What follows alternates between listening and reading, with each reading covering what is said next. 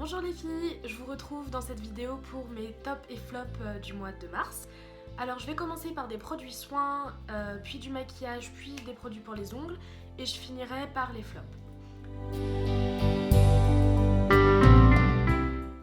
Donc tout d'abord j'ai testé cette crème pour le visage, c'est Sebium Global, c'est Sebium Sérum, un concentré purifiant peeling doux. Donc j'avais vraiment des petits soucis de peau en ce moment, ma peau était vraiment pas très jolie. Et ce produit, donc appliqué le soir après avoir bien démaquillé et nettoyé votre peau, est vraiment super. Alors par contre il assèche un petit peu la peau, il est un peu agressif, donc à bien combiner avec une crème bien hydratante pour la journée. Mais mes imperfections ont quasiment disparu et il laisse pas de cicatrices, il travaille un petit peu sur les cicatrices, il rétablit très bien la peau. J'ai vraiment adoré.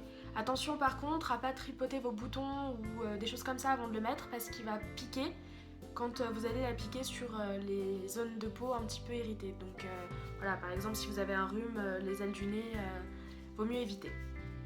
Ensuite j'ai testé cette crème de chez L'Occitane, c'est la crème perfectrice à l'extrait de pivoine. Alors elle est vraiment géniale, j'adore l'odeur de la crème qui vient dans un petit pot comme ça, puis vous en avez vraiment beaucoup. Alors certes elle n'est pas donnée mais vous en avez quand même vraiment pas mal dans le pot. Elle a une odeur assez légère, assez douce et fruitée, vraiment très très agréable, surtout le matin quand vous mettez ça sur le visage, je trouve que ça fait un petit moment plaisir où vous bichonnez un petit peu. Donc elle est vraiment super. Après j'aime beaucoup moins le concept de pot, je préfère les crèmes en tube. Parce que le pot, bon bah déjà si vous avez les ongles longs, ça vous en met un peu sous les ongles. Vous savez pas vraiment quelle quantité prendre. Et je trouve ça pas hyper hygiénique, faut bien se laver les mains à chaque fois avant de prendre votre crème, sinon bonjour les bactéries sur le visage. Ensuite j'ai aussi testé la CC crème de cette marque. Pareil, au niveau de l'odeur, elle est très agréable. Donc la crème est blanche, comme vous pouvez le voir, et il y a des sortes de petits pigments à l'intérieur. Donc quand vous allez l'appliquer sur votre visage, ça va prendre la teinte de votre peau et ça va flouter un petit peu les pores, tout ça. Moi je l'ai en teinte light et elle est vraiment très très bien. Je l'utilise en ce moment comme base de maquillage et elle est vraiment parfaite. Mon fond de teint avec ne bouge pas de la journée. Donc j'ai vraiment adoré ces deux produits de L'Occitane. Alors c'est pas donné mais vraiment il y a de la qualité. Ça c'est sûr. Et depuis que je les utilise, je trouve que ma peau est beaucoup plus lumineuse, beaucoup plus souple. Les deux produits hydratent très bien et donnent vraiment un résultat super sur la peau. Ensuite, j'ai essayé un fond de teint ce mois-ci, c'est le Remarkable de Marc Jacobs. C'est vraiment un fond de teint qui est impressionnant. C'est-à-dire que d'habitude un fond de teint liquide, c'est pas spécialement couvrant, ça va unifier votre peau, ça va vous donner un résultat très naturel. Il va falloir retravailler un petit peu les petites imperfections. Et celui-ci, il est très liquide, mais hyper couvrant. C'est vraiment particulier, mais ça donne vraiment un teint super, quasiment photoshopé. Vous voyez plus les petits boutons, les pores. Vous allez avoir un teint éclatant. Il est mat, il a un fini mat, il reste en place toute la journée, même sans base, moi il tient 6 heures, même sans poudre, c'est très impressionnant. Après, bon, la petite technique commerciale, c'est que pour avoir l'effet optimal d'application, il faut utiliser le pinceau de la marque, qui n'est pas donné, donc c'est The Face 3. Et donc ce pinceau est très dense, mais vous allez vraiment avoir un super résultat.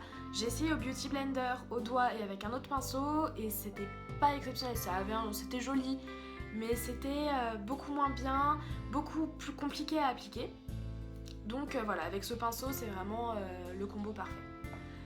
Après, autre chose à savoir sur ce fond de teint, il faut 3 gouttes pour faire le visage. Mais quand je vous dis 3 gouttes, c'est vraiment 3 gouttes, genre juste 3 gouttes. J'ai essayé, au début ça me paraissait pas beaucoup, 3 gouttes, donc j'en ai mis 4 ou 5. Et non, si vous en mettez 4 ou 5, vous avez l'impression d'avoir un masque sur le visage, c'est vraiment très très moche. Mais alors par contre, juste avec 3 gouttes, vous faites tout votre visage. Et avec le pinceau, c'est très très facile à travailler, il va s'étaler sur toute votre peau. Et vous avez un résultat vraiment magnifique. Je mélange mon produit. Ensuite, je l'ouvre et je viens déposer mes 3 gouttes sur mon pinceau. Je pose la matière sur mon visage et je vais venir l'appliquer en faisant de petits cercles. Et voilà! Donc voilà, si vous êtes intéressé par ce fond de teint, je vous encourage, il est super. Après, pensez bien à hydrater votre peau avant pour pas qu'il marque les zones de sécheresse, mais il est super. Ensuite, j'ai testé un anti-cerne, donc c'est l'Effa-Cerne longue tenue de Lancôme. J'utilisais avant l'Effa-Cerne normal, et bon, ça c'est le nouveau qu'ils ont sorti.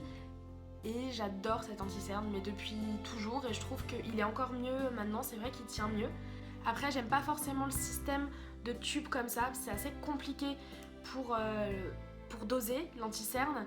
Faut le prendre sur les doigts ou sur la peau, c'est toujours un peu compliqué. Et surtout, ça salit vraiment l'embout, donc même le bouchon est sale, j'aime pas trop. Je préfère quand c'est avec un applicateur ou alors dans un pot, c'est un petit peu plus facile. Mais il est vraiment super, moi je l'ai dans la teinte la plus claire et je l'applique ici, je fais un petit triangle en dessous de mon œil et il efface vraiment le cerne, il donne un résultat vraiment très lumineux et il n'est pas trop épais donc il va pas marquer les petites ridules qu'on a là, il file pas pendant la journée et il va pas sécher, faire une zone toute sèche en dessous de l'œil, donc il est vraiment parfait, je l'adore. Donc on m'a offert cette petite palette. Donc c'est la The Dreamer de Marc Jacobs et elle est vraiment magnifique. Alors les fards sont pas très grands, vu le prix de la palette on aurait pu s'attendre à un peu plus gros. Vraiment je trouve que cette palette est super jolie, pour un maquillage de tous les jours elle est parfaite. Après il manque peut-être une teinte intermédiaire un peu plus claire que ce marron là pour pouvoir poser dans le creux, mais elle est magnifique. Alors après, un petit conseil, si elle vous intéresse, swatchez-la. Parce que les couleurs sont particulières. C'est-à-dire que là, je m'attendais vraiment à avoir un rose gold. Et là, un rose pâle. Et ces deux couleurs tirent plus vers le orangé. Pareil, celle-ci est beaucoup plus dorée que ce qu'elle ne paraît. Les couleurs sont magnifiques. La tenue des fards est très bien. Même sans base, ils tiennent toute la journée pour moi. Donc cette palette est superbe, mais swatchez les fards parce que faudrait pas que vous soyez déçus, ils ne ressemblent pas vraiment portés à ce qu'ils paraissent comme ça dans la palette. Le printemps revient et avec le soleil je reviens toujours plus ou moins vers les mêmes couleurs, donc des rouges un peu corail et des roses pâles. Alors je vous présente mes deux vernis préférés, c'est le Aventure de Dior et le Ruban de Dior. Ce sont deux vernis qui sont vraiment géniaux, qui ont une tenue incroyable. Pour moi, ils tiennent une semaine. Alors bien sûr, je mets un top coat par-dessus, mais ils sont vraiment super.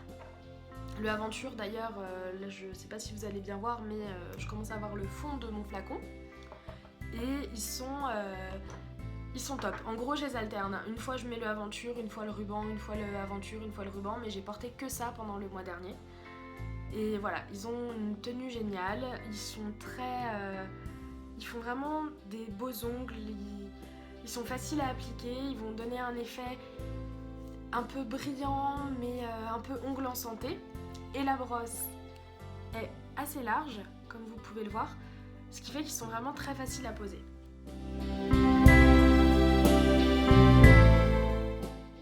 Alors maintenant je vais passer au flop de ce mois-ci et je vais commencer par ce top coat. Donc c'est le Insta Dry de Sally Hansen que j'ai acheté chez Sephora. Je voulais quelque chose de moins cher. D'habitude j'utilise le top coat sèche vite de chez Essie et je l'aime vraiment beaucoup. Et puis bon là il y avait celui-ci, il était moins cher, je crois qu'il était à 5 € et je me suis dit que j'allais le tester. Et autant le top coat d'Essie va vraiment sécher votre vernis en 1 minute. Et après, bon, bien sûr, les 10 premières minutes, vous faites attention à ce que vous faites, mais vous pouvez quand même faire des choses sans risquer de d'écailler tout votre vernis. Autant celui-ci, vous avez un effet sec sur l'ongle, mais le vernis est pas sec et même une demi-heure après, ben, mon vernis il s'écaille.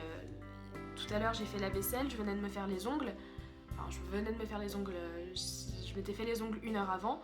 et ça m'a complètement bousillé mon vernis. Je trouve que il tient pas ses promesses, vous aurez pas les ongles secs directement, vous aurez un effet sec, mais le dessous de l'ongle ne sera, enfin le dessous de votre vernis ne sera pas encore sec, donc voilà.